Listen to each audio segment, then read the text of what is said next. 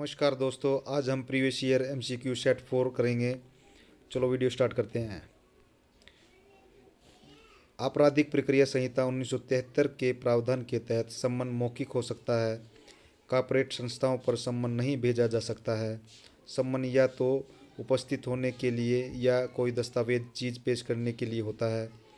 जिस व्यक्ति के नाम पर सम्मन किया गया है वह नहीं मिल पाने की स्थिति में नौकरों को सम्मन तामील किया जा सकता है।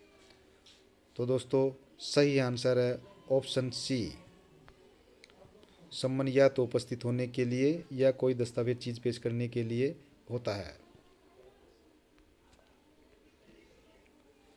प्रत्येक व्यक्ति जो एक सदस्य या एक रक्षा सेवा है या संघ के तहत कोई भी सिविल पद धारण करता है की खुशी के दौरान पद धारण करता है। प्रधानमंत्री, राष्ट्रपति, मंत्रिपरिषद, दोनों ए और बी। सही आंसर है ऑप्शन बी, प्रेसिडेंट, राष्ट्रपति। एक मध्यस्थता कार्रवाई है। न्यायिक कार्रवाई, अर्ध न्यायिक कार्रवाई, प्रशासनिक कार्रवाई, उपरोक्त में से कोई नहीं। तो सही आंसर है ऑप्शन बी, अर्ध न्यायिक कार्रवाई। तदर्थ मध्यस्थता क्या है? यह उस विशेष मामले के लिए पूरी तरह से बनाए गए नियमों के साथ स्वयं पार्टी द्वारा प्रशासित एक कार्रवाई है। पक्ष कानून और नियमों सहित मध्यस्थता के सभी पहलुओं के संबंध में अपनी व्यवस्था स्वयं करते हैं। मध्यस्थता की मोहर भाषा और मध्यस्थता के माध्यम से हल किए जाने वाले दायरे और मुद्दे ABC। तो दोस्तों, सही आंसर है उपरोक्त सभी।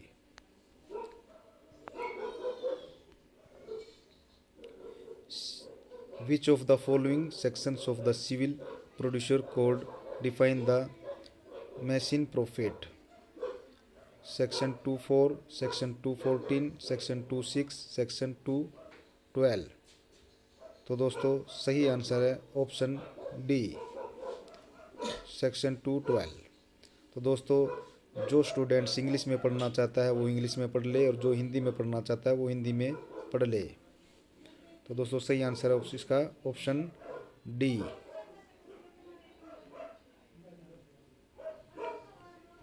निम्नलिखित में से किस तारीख को हिंदी विवाह अधिनियम 1955 लागू हुआ था? 18 मई 1955, 17 जून 1955, 22 मई 1955, 18 जून 1955। तो सही आंसर है 18 मई 1955।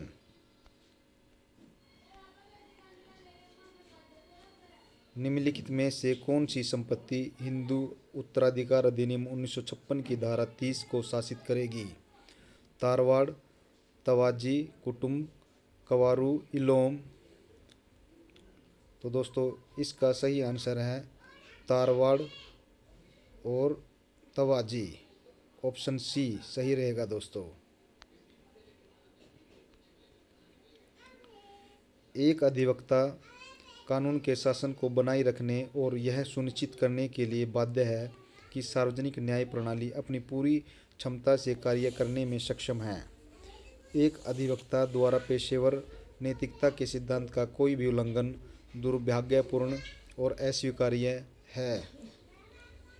एक छोटे से उल्लंघन कदाचार को भी नज़रअंदाज करना सार्वजनिक न्याय प्रणाली के मूलभूत आधार के विरुद्ध है में कहा गया था। Hikmat Al Khan versus Ishwar Prasad Arya 1997, 3SC 131। OP Sharma versus High Court of Punjab and Haryana 2011, 6SC 86। LD Jakwal versus State of Uttar Pradesh 1984, 3SC 405। Shamsher Singh Bedi versus High Court of Punjab and Haryana 1966, 7SCC 99। दोस्तों, इसका सही आंसर है ऑप्शन बी।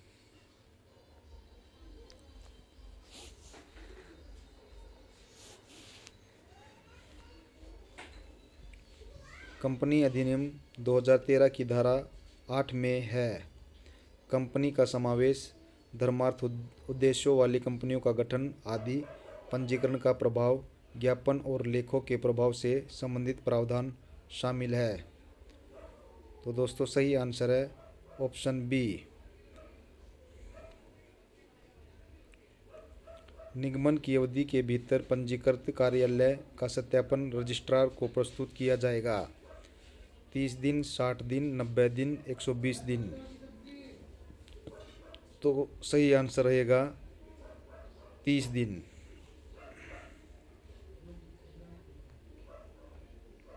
साइबर कानून से संबंधित है इंटरनेट से संबंधित सभी गतिविधियां, IPR, e commerce, all of the above. तो दोस्तों बिल्कुल आसान क्वेश्चन है, तो इसका सही आंसर रहेगा option D, all of the above, उपरोक्त सभी। मोटर वाहन अधिनियम 1988 की धारा 2 के अनुसार मोटर कैब शब्द का अर्थ किसी भी मोटर वाहन से अधिक नहीं ले जाने के लिए निर्मित या अनुकूलित है। 5 यात्री या ड्राइवर सहित, 6 यात्री या ड्राइवर सहित, 5 यात्री या चालक को छोड़कर, 6 यात्री या चालक को छोड़कर। तो दोस्तों सही आंसर है 6 यात्री या चालक को छोड़कर। राष्ट्रीय उपभोक्ता संरक्षण आयोग डैश से बना है? 7 मेंबर्स, 5 मेंबर्स, 8 मेंबर्स, 6 मेंबर्स। तो दोस्तों सही आंसर है 5 मेंबर, 5 सदस्य से बना है। तो दोस्तों इस क्वेश्चन को आप स्वयं पढ़िए और इसका आंसर दीजिए।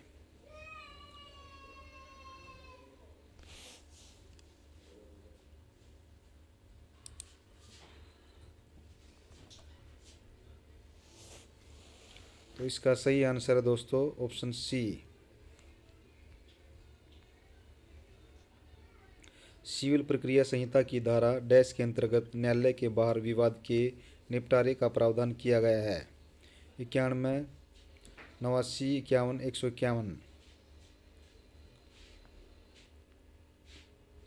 तो सही आंसर है ऑप्शन बी। भारतीय साक्ष्य अधिनियम कब लागू हुआ? 6 अक्टूबर 1860, 1 मार्च 1974, 15 मार्च 1872, 1 सितंबर 1872। तो सही आंसर है 1 सितंबर 1872।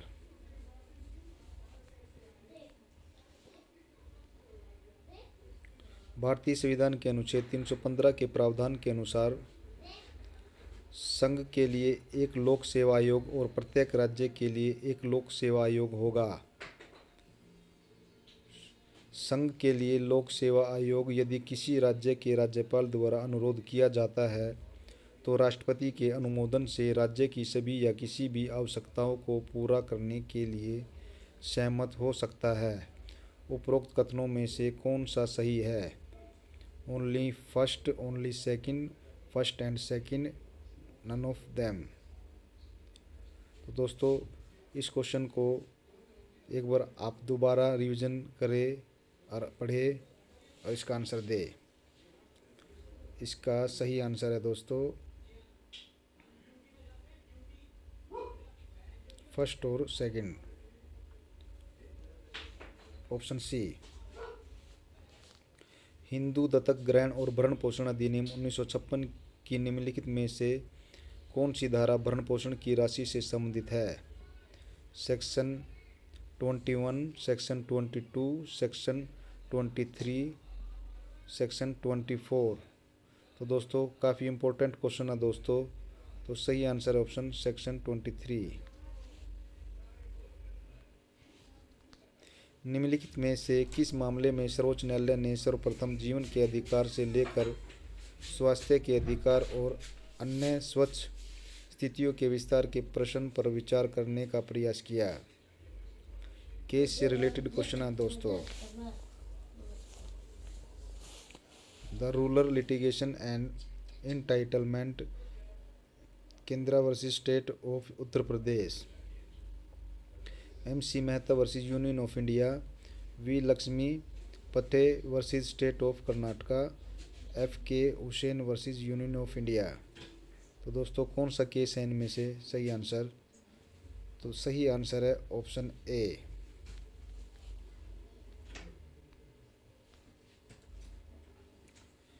बेसल कन्वेंशन निम्नलिखित में से संबंधित है? जंगली जीवों और वनस्पतियों की लुप्तप्राय प्रजातियों में अंतर्राष्ट्रीय व्यापार, जलवायु परिवर्तन, ओजोन परत का संरक्षण, खतरनाक कचरे और उनके निपटान की सीमा पार आवाजाही पर नियंत्रण। तो दोस्तों सही आंसर है ऑप्शन डी। साइबर अपराध प्रकृति में है? मूर्त, अमूर्त, मानसिक हिंसा का उपरोक्त में से कोई नहीं। सही आंसर है अमूर्त। स्वास्थ्य और शिक्षा उपकर लागू होता है? सभी निर्धारित कंपनी को छोड़कर सभी निर्धारित व्यक्तिगत, HUF केवल कंपनी। सही आंसर है सभी निर्धारित, ऑप्शन ए। संविदात्मक दायित्व उत्पन्न होता है जहां केवल प्रस्ताव और स्वीकृति है, कानूनी संबंध बनाने का इरादा है, एक पार्टी को नुकसान हुआ है, एक पार्टी का नुकसान दूसरी पार्टी का लाभ है। सही आंसर है ऑप्शन बी।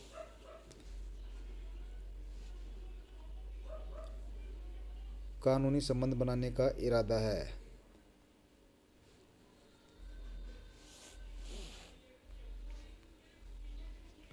सख्त दायित्व का नियम निम्नलिखित में निर्णय पर आधारित है? डोनोग्यू बनाम स्टीवेंसन, होम्स बनाम एशफोर्ड, रॉयलैंड्स वर्सेस फ्लेचर, उपरोक्त में से कोई नहीं। सही आंसर है ऑप्शन सी, रॉयलैंड्स बनाम Fletcher.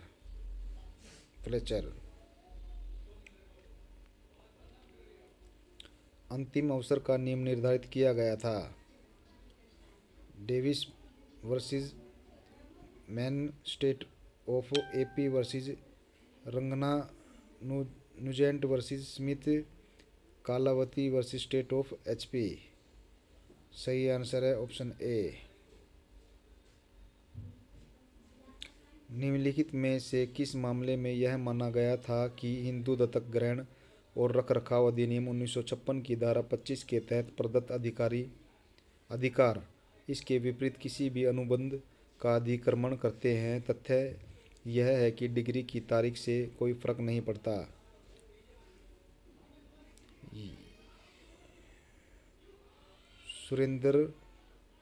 Surendrapal versus soupy, Mukesh तेली वर्सेस भारतीय तेली, शेषी ML वर्सेस ताऊ ML, लक्ष्मी वर्सेस कृष्णा। तो दोस्तों यह किस केस में कहा गया?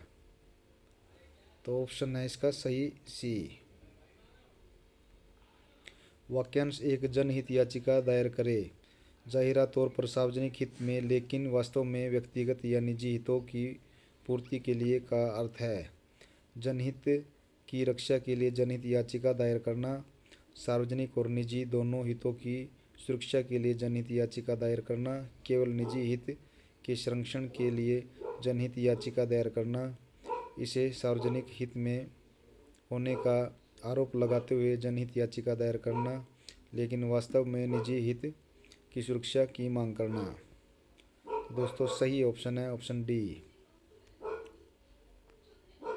तुच्छ जनहित याचिका दायर करने का परिणाम होता है मामलों को बढ़ता हुआ बैकलॉग, संसाधनों की बर्बादी, अन्य वास्तविक मामलों की सुनवाई के लिए समय की कम उपलब्धता, उपरोक्त सभी। सही आंसर है ऑप्शन डी, उपरोक्त सभी ही होगा दोस्तों। जेड पागलपन के प्रभाव में एक्स को मारने का प्रयास करता है। क्या जेड एक अपराध का दोषी है? क्या एक्स के पास प्राइवेट प्रतिरक्षा का वही अधिकार है जो उसे जेड के समझदार होने पर प्राप्त होता है? जेड ने आईपीसी की धारा 98 के अनुसार कोई अपराध नहीं किया है और अगर जेड पागल है तो एक्स के निजी बचाव का समान अधिकार है। आईपीसी की धारा 98 के अनुसार एक्स ने एक अपराध किया है और एक्स को निजी रक्षा का कोई अधिकार नहीं है।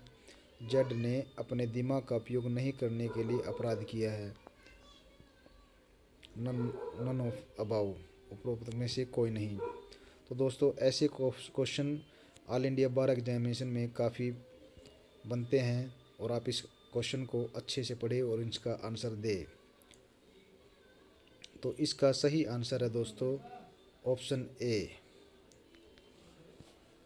जेड ने आईपीसी की धारा 98 के अनुसार अपराध नहीं किया है और अगर जेड पागल है तो एक्स के निजी बचाव का समान अधिकार। परिवेश को मोटे तौर पर वर्गीकृत किया जा सकता है, न्यायिक, अतिरिक्त न्यायिक, या तो ए और बी दोनों। तो उपरोक्त, तो इसका सही आंसर है ऑप्शन डी, ए और बी दोनों।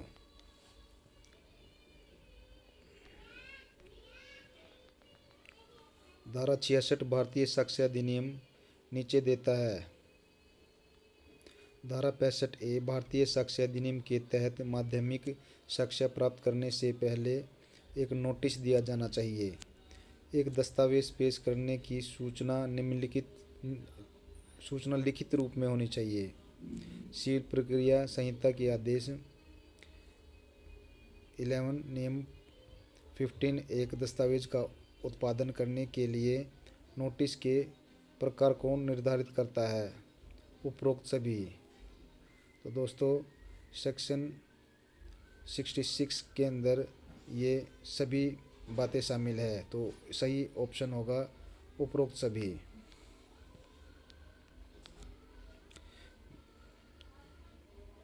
मैक्सिम रेस इप्सा लेक्टिकर का अर्थ है। दोस्तों यह क्वेश्चन काफ़ी बार पूछा गया है, तो इसको आप एक किस्म से याद ही कर लें।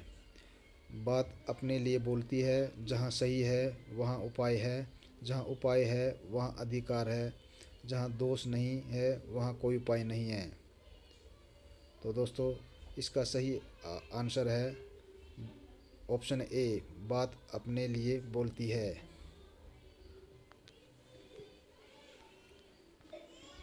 कोई भी निजी व्यक्ति किसी भी व्यक्ति को गिरफ्तार कर सकता है जो उसकी उपस्थिति में गैर जमानती अपराध है।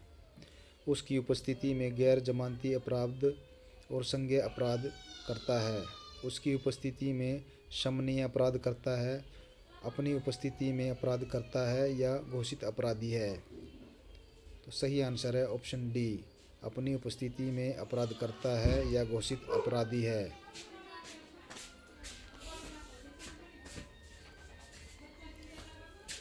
गिरफ्तारी का वारंट कब तक लागू रहेगा? 6 साल, 10 साल, 12 साल, निष्पादित या रद्द होने तक।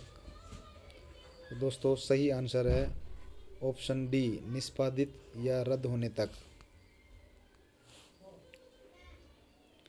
अतिरिक्त मूल्य ह्रास की दर डैश भारतीय आयकर अधिनियम की धारा 32 के तहत होगी। 10%, 20%, 15%, 30%। तो सही आंसर है ऑप्शन बी, 20%। आपराधिक कानून संशोधन अधिनियम 2013 को पारित करने वाली समिति की अध्यक्षता की गई थी। Justice Dalveer Bhandari, Justice Altamas Kabir, Justice J S. Verma, Justice A S. Anand. और दोस्तों इसका सही आंसर है option C, Justice J S. Verma.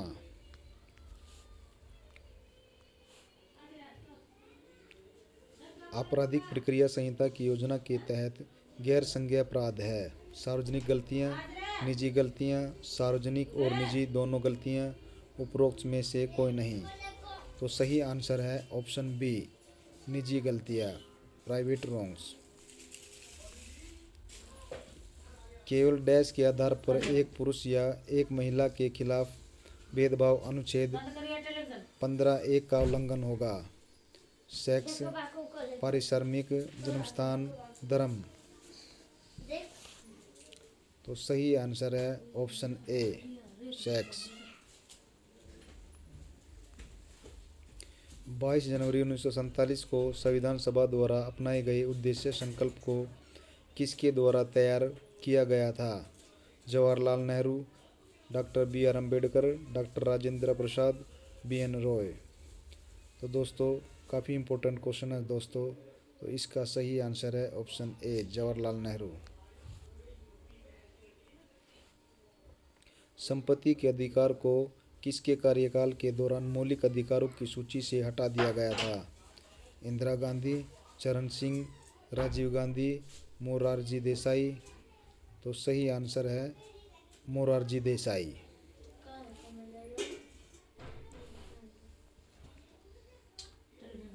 जब अभियुक्त कहता है मैं उस हिस्से को पेश करूंगा जो मैंने फलां लूट में प्राप्त किया था, भारतीय साक्ष्य अधिनियम की धारा 25 के संबंध में निम्नलिखित में से कौन सा स्वीकार्य नहीं है?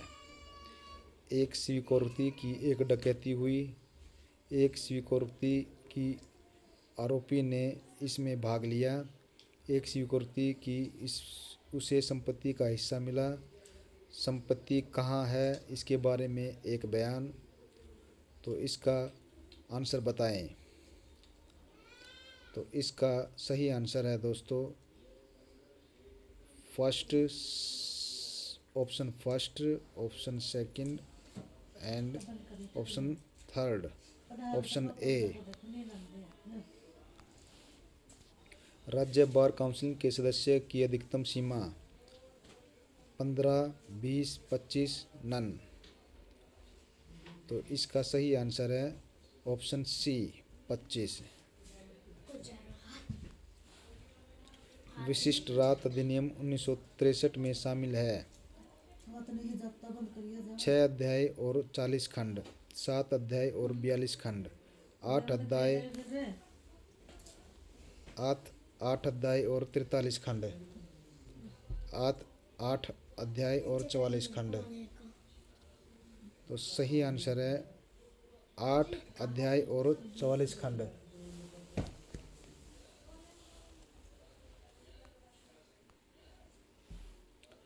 विशिष्ट राहत अधिनियम 1963 के तहत मुकदमे के शीघ्र निपटान के लिए समय सीमा क्या है?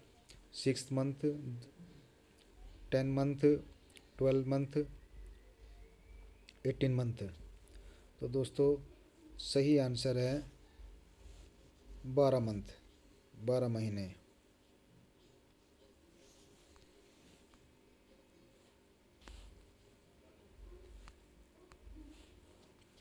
एक मुख्य न्यायिक मजिस्ट्रेट कारावास की सज़ा दे सकता है 7 वर्ष से अधिक नहीं, 7 साल से अधिक, जीवन के लिए, उपरोक्त में से कोई नहीं। तो सही आंसर है 7 वर्ष से अधिक नहीं। सिविल प्रक्रिया संहिता 1908 के तहत विदेशी न्यायालय का अर्थ है भारत के बाहर स्थित एक अदालत, भारत के बाहर स्थित एक अदालत और भारत सरकार के अधिकार के तहत स्थापित नहीं, विदेशी कानून लागू करने वाला भारत में स्थित एक न्यायालय, उपरोक्त सभी। तो दोस्तों इसका सही आंसर है, क्या होगा इसका आंसर दोस्तों? इसका सही आंसर होगा दोस्तों ऑप्शन बी, भारत के बाहर स्थित एक अदालत और भारत सरकार के अधिकार के तहत स्थापित नहीं। जनहित याचिकाओं के तंत्र के दुरुपयोग का अर्थ है निजी हित के संरक्षण के लिए जनहित याचिका दायर करना, तिरछे मकसद से जनहित याचिका दाखिल करना, केवल प्रचार के लिए जनहित याचिका दायर करना, उपरोक्त सभी। तो दोस्तों इसका सही आंसर बताइए। इसका सही आंसर है ऑप्शन डी, उपरोक्त सभी। तो दोस्तों मैं आपके लिए बहुत ही मेहनत से ऐसे वीडियो बनाकर लेकर आता हूं और आप अच्छे से मेहनत कीजिए और ऑल इंडिया बार एग्ज़ाम क्लियर कीजिए। और आपको वीडियो पसंद आए तभी आप वीडियो को सब्सक्राइब करें, नहीं तो आप वीडियो को सब्सक्राइब मत कीजिएगा। प्रक्रियात्मक अल्ट्रावायरस का क्या अर्थ है? यह नियम बनाने वाले प्राधिकरण द्वारा प्रक्रियात्मक मानदंडों का पालन न करना। यह नियम बनाने वाले प्राधिकरण के गैर अनुपालन के कारण नियम को अधिकारित बना सकता है और इसलिए शून्य हो सकता है। इसका अर्थ है कानून की प्रक्रिया में कमी। ए और बी। तो दोस्तों सही आंसर है ऑप्शन डी, ए और बी। ए और बी होगा दोस्तों।